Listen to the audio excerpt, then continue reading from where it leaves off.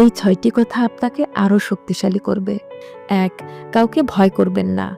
আমতা করে কথা বলবেন না। যা বলা উচিত তা সাহস ও আত্মবিশ্বাসের সাথে বলুন। তবে কথার মধ্যে অবশ্যই বিনয় থাকতে হবে। ২. নিজের আবেগ নিয়ন্ত্রণ করতে শিখুন। আবেগ যেন আপনাকে খেয়ে না ফেলে সেদিকে খেয়াল রাখুন। কোথায় কতটুকু আবেগ দেখানো উচিত অথবা আদৌ দেখানো উচিত কিনা সেটা বুঝতে শিখুন। ৩. কেউ যদি আপনাকে অবহেলা করে তাহলে আপনি তাকে দ্বিগুণ অবহেলা করবেন। কিন্তু আপনি যদি কারো কাছে ধরা থাকেন তাহলে এই নীতি প্রয়োগ করবেন না। ৪.